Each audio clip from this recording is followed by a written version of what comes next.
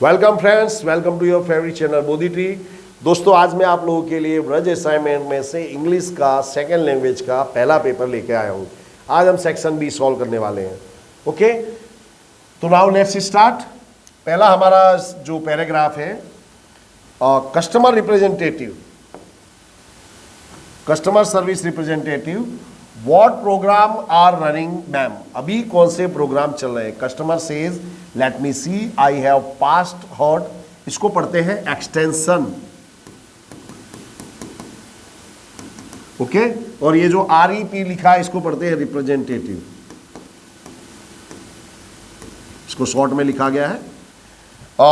Low esteem extension, grudge extension and resentment running right now. यानी ये programme अभी चल रहे हैं। पास्ट हर्ट मतलब क्या होता है कि आदमी के साथ कई बार कोई दुखद घटना हुई हो, किसी ने उसको दिल दुखाया हो, तो वो चीज उसे जिंदगी भर याद रहती है। That is past hurt. Low esteem यानी आदमी का आत्मविश्वास लो हो। ओके, ग्रज यानी किसी के प्रति चिढ़ हो, that is grudge.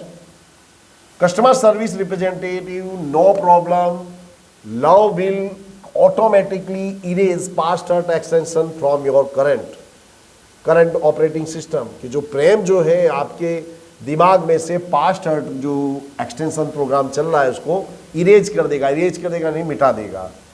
It may remain in your permanent memory but it will no longer disturb other programs. ये आपकी मेमोरी में बना रहेगा लेकिन ये आपके अदर प्रोग्राम्स को डिस्टर्ब नहीं करेगा। डिस्टर्ब करना यानी टू इंटरवीन, टू इंटरफियर, हस्तक्षेप करना। बराबर, मैं आपको मैक्सिमम वर्ड्स तैयार कराते जाऊंगा। इंटरवीन या इंटरफियर मतलब हस्तक्षेप करना। सो द क्वेश्चन इज, देखिए मैं आपको क्वेश्चन भी दिख दे रहा हूं और मैं आपको इजीली वे में समझा भी जा रहा हूं ताकि आपके लिए चीजें आसान हो जाए। What programs are running right now. तो कौन से प्रोग्राम्स चल रहे हैं। तो the programs running are past hurt extension, low esteem extension, grudge extension, resentment.com, these programs are running now। बराबर। अब पूछा है pick out the correct synonym. Synonym का मतलब होता है सिमिलर वर्ड, यानी कि समानार्थी।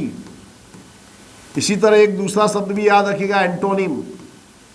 एंटोनिम का मतलब होता है ऑपोजिट वर्ड, विरुद्धार्थी। ओके, तो as I have told you that interrupt का सिनोनिम होगा डिसरप्ट। ओके, चलिए आगे चलते हैं हम। ये आ गया आंसर। देखिए मैं आपको एक सलाह दूंगा कि जब भी आप इस तरह का कंप्रीहेंशन करें, सबसे पहले आपको प्रश्न पढ़ लेना चाहिए, तो उत्तर ढूंढने में सुविधा रहती है। How can we distinguish mind, emotion and body more clearly. हम माइंड, इमोशन और बॉडी को किस तरह से डिस्टिंग्विश कर सकते। डिस्टिंग्विश करना मतलब उनमें अंतर करना, और इमोशंस का मतलब होता है भावनाएं। फिर दूसरा प्रश्न है विच एबिलिटीज आर गिवन हियर। यहां कौन कौन सी एबिलिटीज यानी क्षमताओं का वर्णन किया गया है। So now let's read the paragraph. The paragraph is the correct mind, emotion and body are closely interlinked and always work together. Mind, emotion और बॉडी अंतर रूप से जुड़े होते हैं और एक साथ कार्य करते हैं। It helps you distinguish them more clearly if you try to understand them separately। separately यानी अलग अलग। अगर आप उनको अलग अलग समझते हो तो आप उनको स्पष्ट रूप से समझ सकते हो।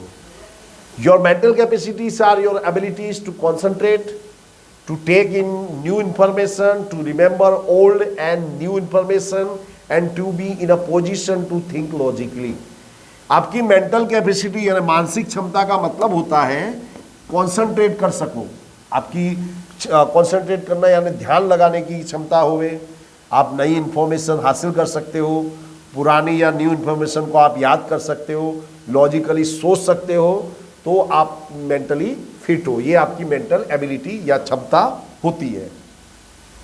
Question is how can we distinguish mind, emotion, body and more clearly.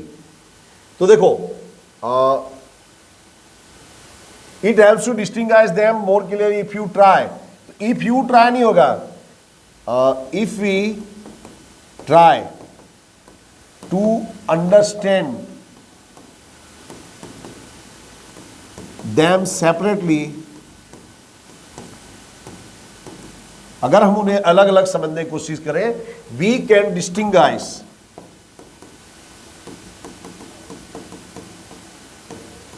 Mind, body and emotion. Okay, इस तरह से। फिर कौन कौन सी एबिलिटीज बताई गई? तो द एबिलिटीज आर, ऐसे लिखेंगे, the abilities are to concentrate, to take in new information, to remember old and new information, and to be in a position to think logically. Okay? इस तरह से यहां पे उत्तर आप लोगों के दिया ही है, जिससे आपको सुविधा रहे और मैं भी आपको इजी वे में समझाते जा रहा हूं।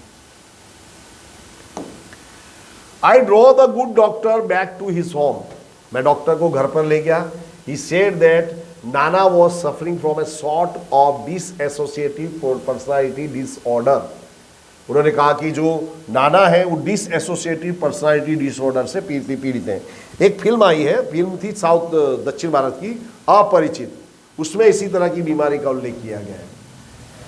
The condition was little understood, he said, and there was no sure cure for it. अब ये जो बीमारी थी इसका कोई भी श्योर इलाज नहीं था। He said we will keep at it, do our best, हम अपने बेस्ट परफॉर्मेंस करेंगे, but at your Nana says that kind of recovery is nearly impossible.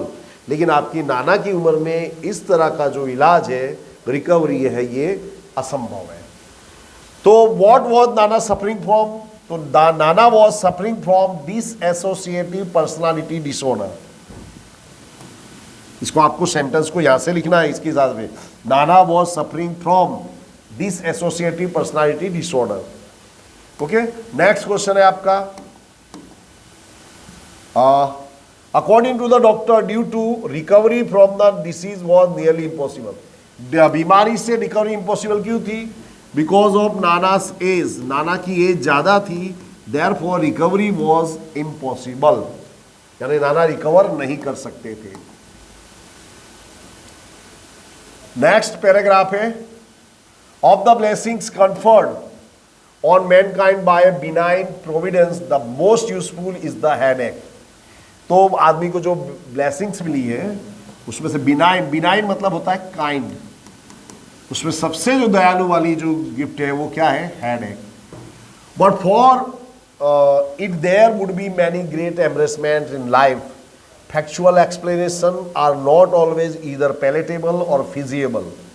तो जो वास्तविक फैक्चुअल यानी वास्तविक सच सच के जो एक्सप्रेशन है हमेशा palatable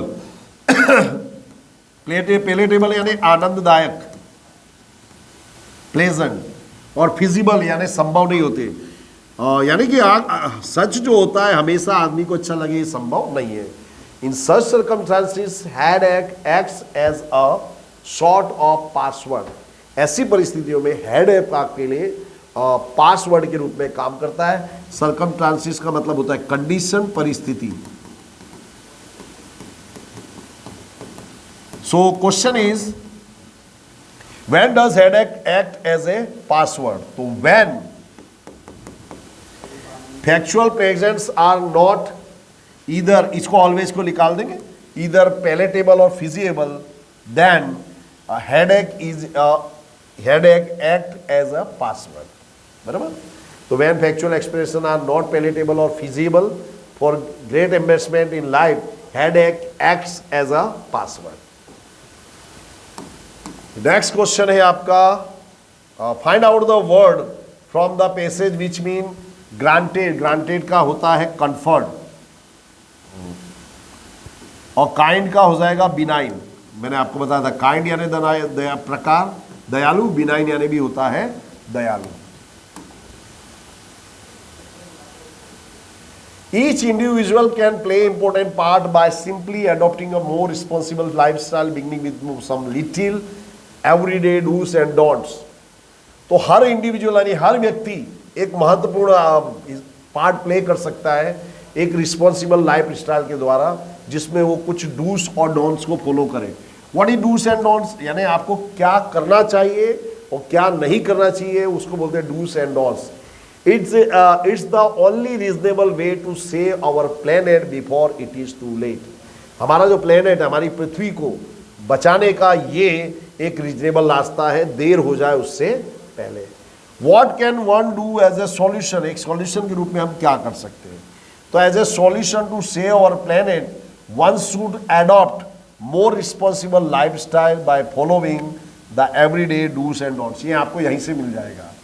One should follow simple lifestyle, responsible lifestyle by following do's and don'ts. When should one start to save environment?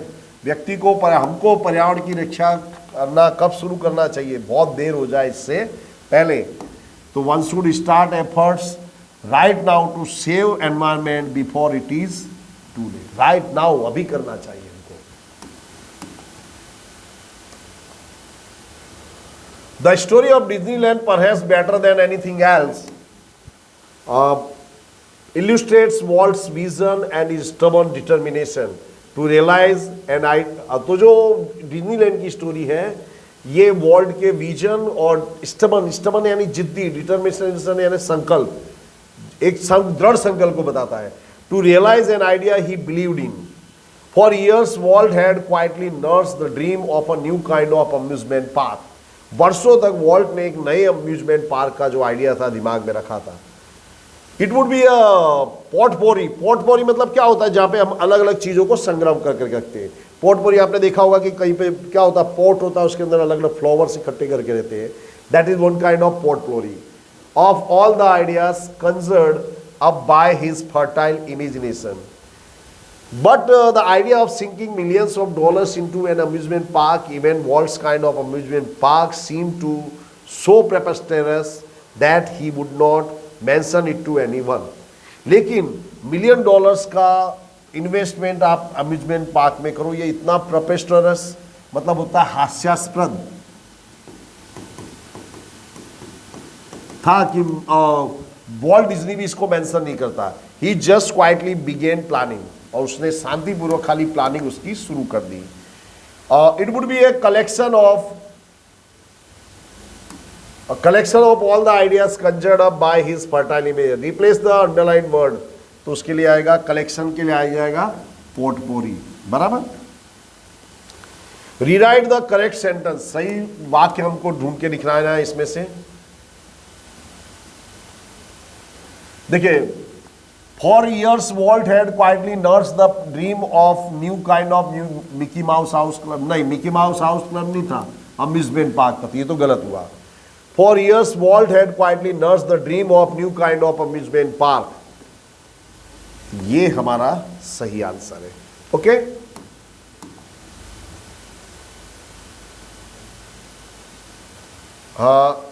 अब ये है आपकी शॉर्ट स्टोरी, शॉर्ट नोट्स है. तो पहला है the driver ants of Africa. Africa की ड्राइवर एंड्स. तो ये चींटियों का मैं आपको बता दूं, ये दुनिया की बहुत ही खतरनाक चींटी होती हैं. ये चींटियां जब रास्ते से गुजरती है तो अच्छे खासे शेर, हाथी भी इनका रास्ता छोड़ देंगे. ये चिड़िया जब किसी गांव में घुसती तो गांव के लोग घर छोड़ करके जंगलों में चले जाते हैं, और जब वो वापस लौट के आते हैं तो उनको वहाँ पे उनके घरों में कॉकरोच, छिपकली, बकरी, गाय, भैंस कुछ भी नहीं मिलता है. ये चींटियां सब चीज़ों को साफ कर देती है. इसी तरह एक फायर आंट्स होती है. एक हॉलीवुड की मूवी है इंडियाना जोन्स, उनमें इनको बताया गया है. अगर वक्त मिले तो उसको देखिएगा, वेरी नाइस मूवी, और मैंने इस पर एक वीडियो भी बनाया है. तो द मोस्ट फेरोसियस खतरनाक kind of ants in the driver ants of Africa.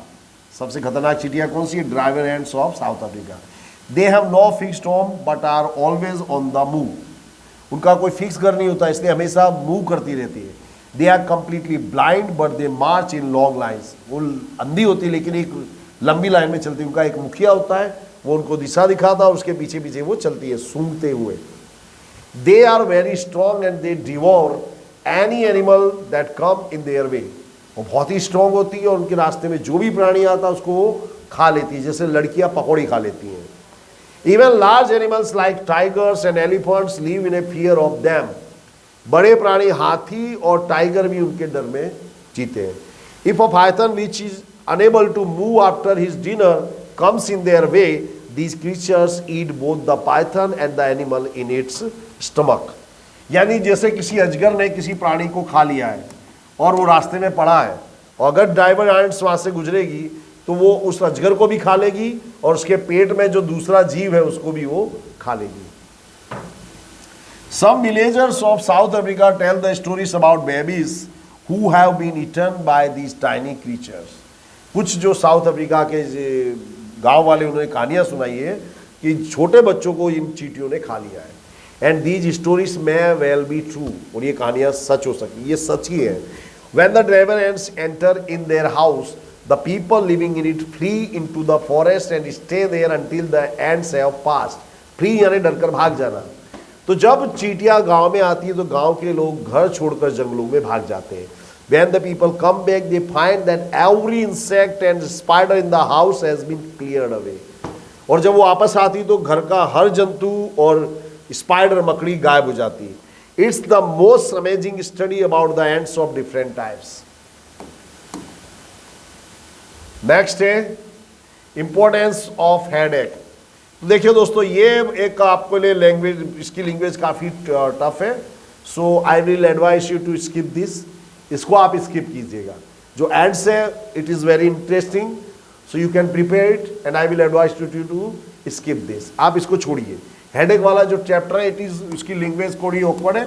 मैं आपको एडवाइस कर दूंगा कि उसकी आप शॉर्ट नोट मत देखिएगा. बराबर. अब ये फिल इन द ब्लैंक्स. अब फिल इन द ब्लैंक्स आप कब कर सकते हो? जब आपको इन वर्ड्स के मतलब मालूम हो. बराबर. तो इवेंचुअली यानी अंत में, आखिरकार. टेवर्न का मतलब होता है शराब खाना, जहां शराब बेची जाती है. एविडेंस का मतलब होता है प्रमाण. जार्गन का मतलब होता है शब्द जाल, यानी कोई व्यक्ति बोल रहा हो किसी पर्टिकुलर लैंग्वेज में जो आपके लिए नहीं आती है तो उसकी जो बड़बड़ाहट है वो आपके लिए जार्गन है. द नीली understood very little of her Dutch jargon. नीली जो उसके डच भाषा का जो शब्द जाल था उसको नहीं समझ पाती. And a result she was often brutally punished. और परिणाम स्वरूप उसे बुरी तरह से जानवरों की तरह सजा दी जाती थी. For no real reason. Eventually अंत में Nelly sold her to a fisherman. Nelly ने उसे एक मछुआरे को बेच दिया. Who owned a tavern in Kingston, जिसका किंगस्टन में एक शराब खाना था न्यूयॉर्क में. ओके. तो ये चीज आप कब कर सकते हैं? जब आपके पास इन शब्दों के अर्थ हो. वो कब होंगे? जब आपने किताब पढ़ी हो. तो दोस्तों यहाँ पे हमारा सेक्शन पूरा हो रहा है. I am sure you like this video very much. Thanks for watching. Have a very nice day.